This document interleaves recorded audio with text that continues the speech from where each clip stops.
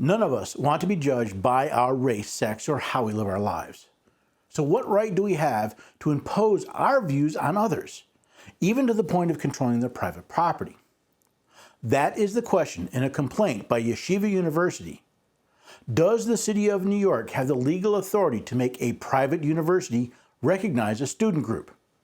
Can the state order a religious school to violate its core beliefs to accommodate the wishes of a student?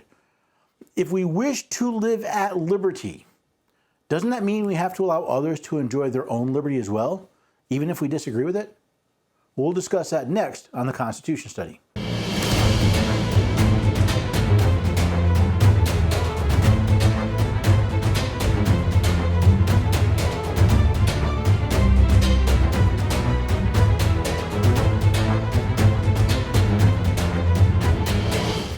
Hello there, everyday Americans. Welcome to the Constitution Study. This is where we read and study the Constitution. We teach the rising generation to be free. My name is Paul Engel, and I'm glad you could join me today. I know we've been on kind of a religious liberty kick the last couple of weeks, but stick with me. I think there will be a pretty interesting episode. Now, as always, you can find the written article and all other material on the website constitutionstudy.com. Check it out. I've got some more information about it at the end of the episode, but right at the moment, let's talk about this complaint by Yeshiva University. When does protecting one person's right involve infringing on the rights of another? And when is it okay to do so? These are perennial questions in America, ones that have garnered a lot of attention in several Supreme Court cases over the last decade or so. Today, I want to look at another example, one that is still making its way through the courts. The case of Yeshiva University versus YU Pride Alliance questions whether or not New York City's human rights law can be used to override the freedom of religion of a religious school, those who own and operate it, and even the students who attend. The question of a conflict of rights is not only nothing new in America, but based on the questions I've been asked, it's also one of the most confusing topics to most Americans. The questions presented by Yeshiva University in this case all revolve around a single core question. Can the city of New York force a private university to recognize a student group that is antithetical to its religious beliefs? The case started when Yeshiva University decided not to approve a Yeshiva Pride Alliance Club. The university was sued by YU Pride in New York Superior Court, which granted a permanent injunction against Yeshiva University, ordering them to immediately approve the club. Now, the university filed a motion to stay the injunction pending appeal, which was denied by the New York Appellate Court, and attempts to appeal the denial were not even heard by either the New York Appellate Division or the New York Court of Appeals. This led Yeshiva to petition the Supreme Court for a stay of the permanent injunction until the appeal was resolved. This is where I first heard about this case, and this emergency application for a stay is what I will be reviewing. As a deeply religious Jewish university, Yeshiva cannot comply with that order because doing so would violate its sincere religious beliefs about how to form its undergraduate students in Torah values. Here we see the conflict of rights. On the one hand, you have a student who wishes to not only form a Pride Alliance Club, but to have it recognized by the school. On the other, you have a school whose religious beliefs cannot condone the behavior related to the Pride Alliance. Can the school be forced to subject its religious liberty to the desires of a student who wants to attend? By what authority can the city of New York, along with the New York judicial system, force those who own and operate an organization to violate their religious beliefs? There is even more to this case, though, than allowing a club to be created on campus. This extraordinary situation arises from what all parties and the trial court acknowledge was a religious decision not to approve a Yeshiva Pride Club. All parties agree that Yeshiva made this decision in consultation with Roshi Yeshiva, or senior rabbis, and all parties agree that Yeshiva has a deeply religious character as a Jewish university. In fact, plaintiffs admit that they want to force the creation of a Yeshiva Pride Alliance precisely to alter the yeshiva's religious environment, for example, by distributing school-sponsored Pride packages for Passover, and upend Yeshiva's understanding of Torah, with which plaintiffs disagree. This has become a common tactic among the sexual movements. Enter an organization or business you disagree with, then attempt to subvert it by using so-called SOGI, or sexual orientation and gender identity laws. The students that want to create a Pride Alliance Club admit that their purpose is to change the university. and they have accomplices both in New York law and courts. The trial court held that the decision whether to have an official Pride Alliance organization on campus can be made by the government rather than yeshiva itself in consultation with its rabbis. In effect, the New York trial court claimed the government has the power to assume control over a private religious university. Where did the court find such a power? Relying on the New York City human rights law, the court concluded that the government can force yeshiva to recognize an official Pride Alliance club because yeshiva purportedly offers too many secular degrees to qualify for the law's express exemption for religious organizations. Now, many of you are probably thinking of an argument based on the First Amendment to the Constitution of the United States. This was the argument brought by yeshiva to the Supreme Court, but there's a problem with this argument. Congress did not make this law. Remember, the First Amendment reads, Congress shall make no law respecting an establishment of religion or prohibiting the free exercise thereof. Now, that fact is very important. See, while the courts routinely incorporate the First Amendment against the states under the 14th Amendment's Privileges and Immunities Clause, which reads, no state shall make or enforce any law which shall abridge the privileges or immunities of citizens of the United States. However, the First Amendment still says Congress shall make no law. Now, what the trial court has done is effectively establish the standards for a religion to be recognized, at least when it comes to their schools. The trial court said the Yeshiva University is a religious school, just not religious enough to be treated as a religious organization. Worse, the court ignored Yeshiva's First Amendment church autonomy arguments entirely and cursory rejected its free exercise argument. In essence, the court found that yeshiva is not a religious entity and has no right to control how its religious beliefs and values are interpreted or applied on its campuses. Now, the term church autonomy refers to a Supreme Court precedent that supports the independence of religious institutions. Again, since Congress did not pass New York City's human rights law, this is not a First Amendment issue. This law and the actions of the trial court do violate the Constitution of the state of New York, however. The free exercise and enjoyment of religious profession and worship without discrimination or preference shall forever be allowed in this state to all humankind.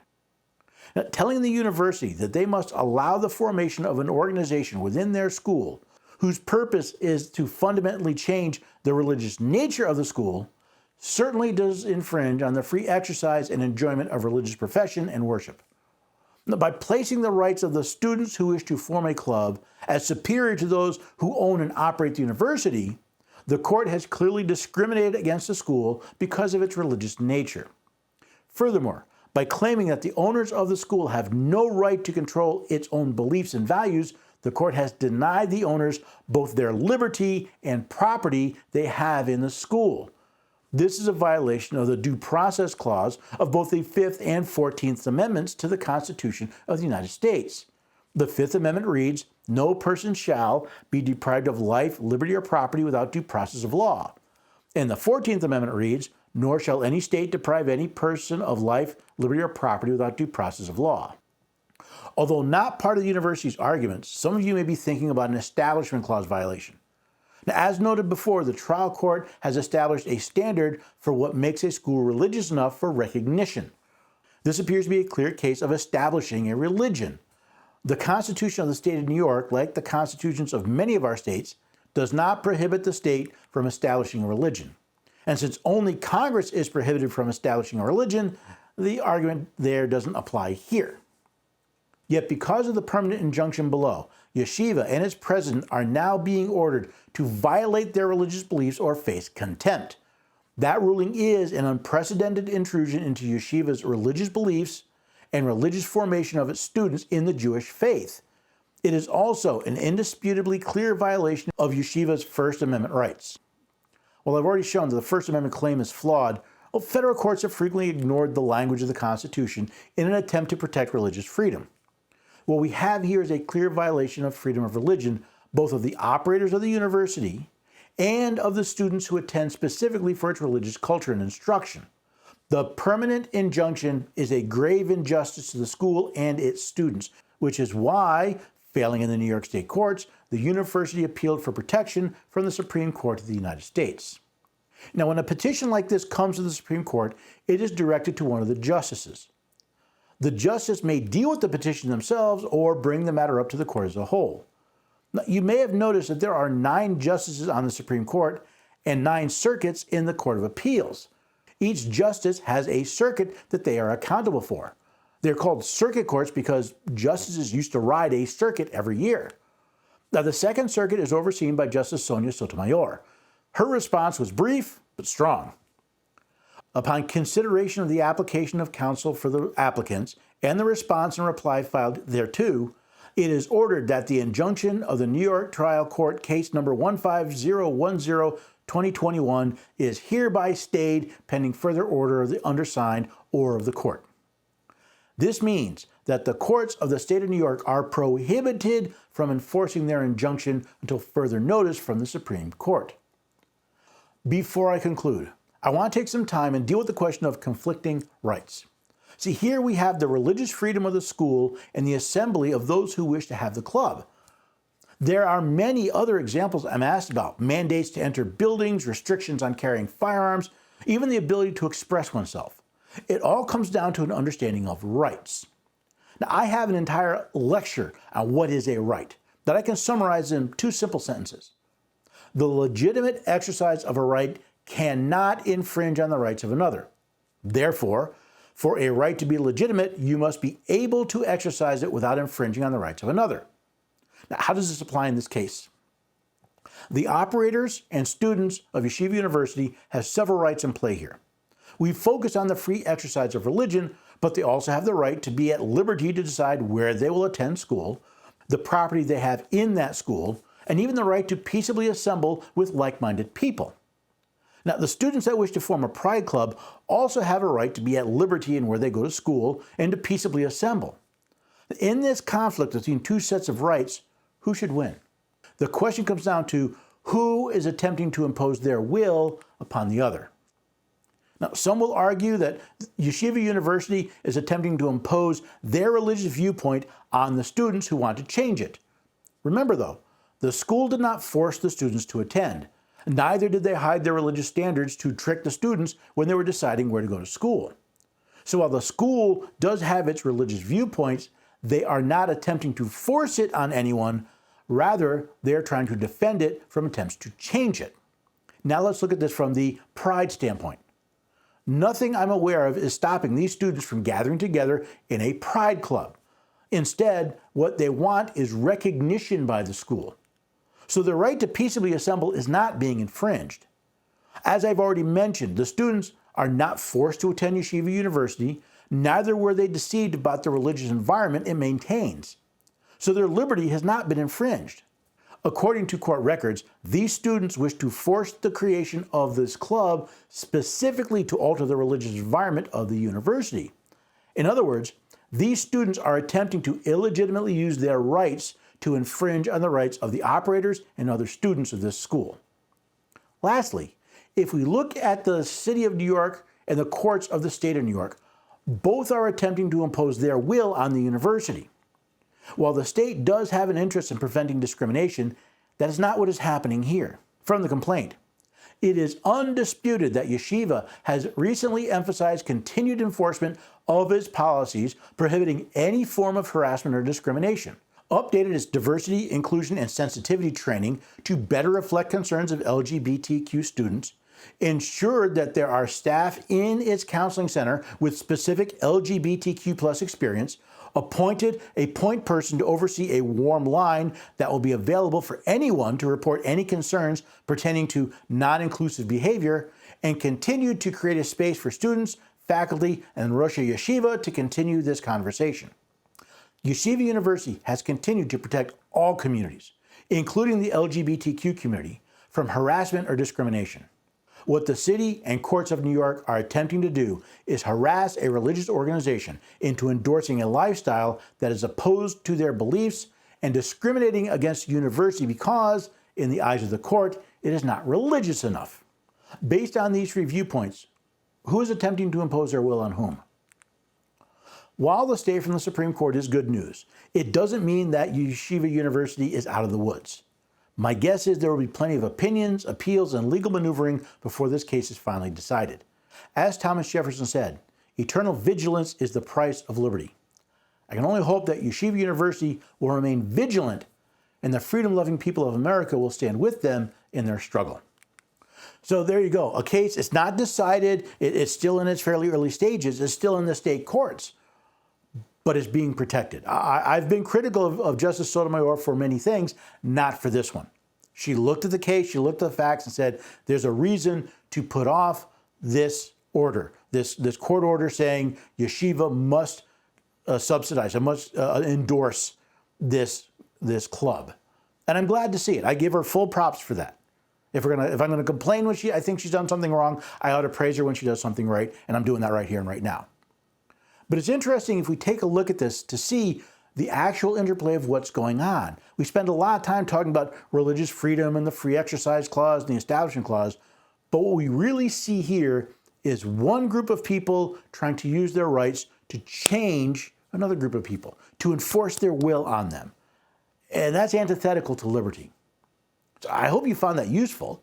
Again, you can find the written article and all sorts of information at constitutionstudy.com. I've got articles, videos, podcasts. You can ask a question. I love when people ask questions. If you have a question about this episode or any ones I've done, go up there, fill out the form, ask a question, and I'll answer it. And if you'd like, hit the checkbox. I'll even answer it on the radio.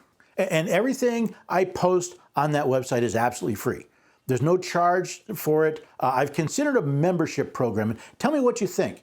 Would you pay a nominal fee every month for the chance to get access to more information, maybe more behind the scenes information? I'd be very interested to find out.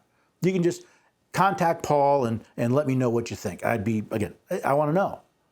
Because all this work that I do, I'm not charging you for it. I mean, sure, you can buy my books. That helps pay for this, but that doesn't really cover the cost of the program. That usually covers the cost of the books, just the purchase and the marketing of the books. So if you can help support this, if this is the type of thing you like to see, I would appreciate it if you would donate to the Constitution Study. There is a donate button right there on the website. Now, I'm not a 501c3. This is not tax deductible.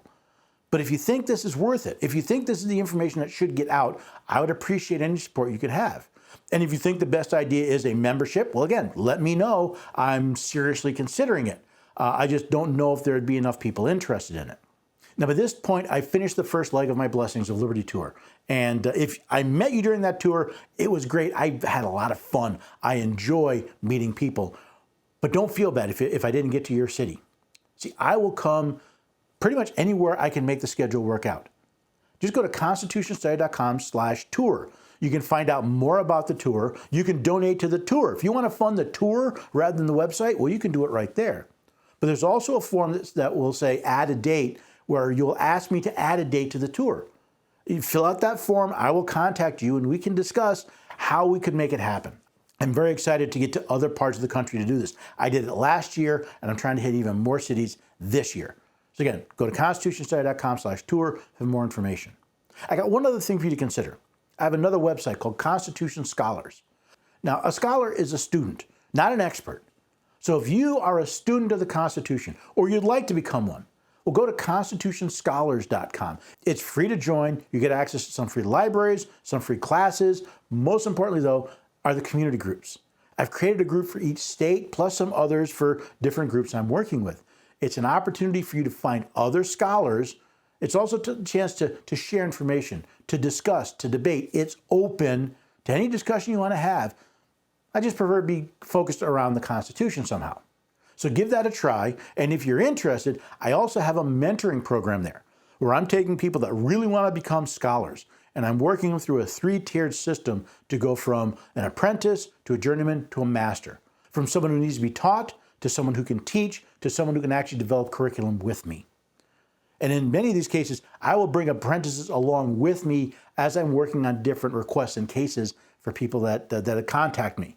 I had a couple of groups contact me about helping them with some work they're doing about fixing their elections, and I offered my apprentices the opportunity to join me and participate with real, in-person, real-world experience. You can find out more. It's all there, constitutionscholars.com. Now, whether you support this or not, whether you join the different sites or not, if you could take this information and any others that you find on the Constitution Study and share it Share it with friends, share it with family, share it on social media. That is something you can do that really makes a difference. So I refer to myself as the Johnny Appleseed of the Constitution. My job is to spread seeds. If you want to come along with me and help, I would appreciate that greatly. And if you found value in what you learned today, well, hopefully you'll bring a couple friends and join me right here next time for the Constitution study. Wait, hold on. See, after recording this video, the Supreme Court offered an opinion overturning Justice Sotomayor's stay on the permanent injunction issued by the state of New York trial court. The reasons for this reversal are stated by the court as the application is denied because it appears the applicants have at least two further avenues for expedited or interim state court relief.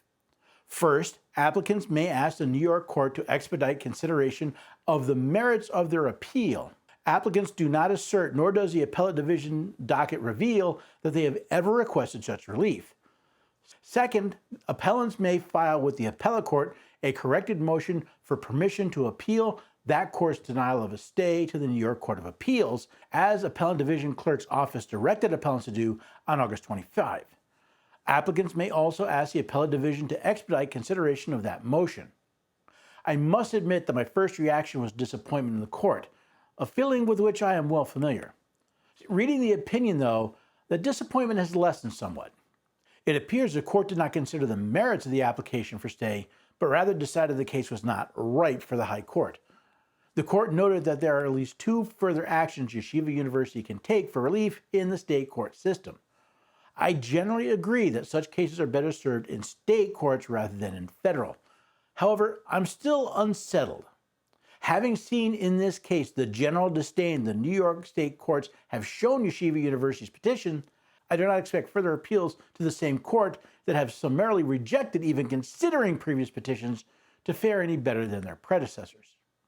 Now, Justice Alito dissented from this decision and was joined by Justices Thomas, Gorsuch, and Barrett. Are you interested in the fact that Justice Sotomayor, who originally issued the stay, joined with the majority in rescinding it?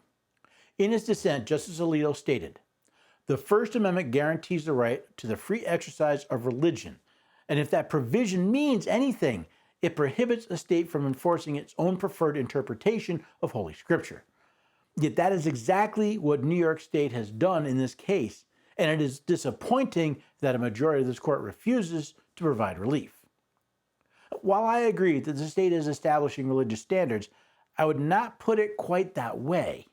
What the state of New York has done through its courts is determine whether or not a religious school is religious enough for the protection of its rights. By ordering the school to recognize a student group whose purpose, as shown in the previous court proceedings, is to fundamentally change yeshiva into a university that complies with the YU Pride Alliance's interpretation of Torah, in effect, the state of New York has ordered the hens to bring the fox into the henhouse. Now the Supreme Court has decided to force the hens to wait while they petition the wolf for protection. If anyone at Yeshiva University or involved in this case should hear these words, I can only offer you my support and hope it gives you some comfort, and possibly an argument to be used to support your position.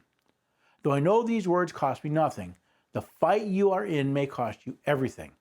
I wish to remind you of the words of Hananiah, Mishael, and Azariah, or as they're better known, Shadrach, Meshach, and Abednego. Shadrach, Meshach, and Abednego answered and said to the king, "O Nebuchadnezzar, we have no need to answer you in this matter. If that is the case, our God whom we serve is able to deliver us from the burning fiery furnace, and he will deliver us from your hand, O king.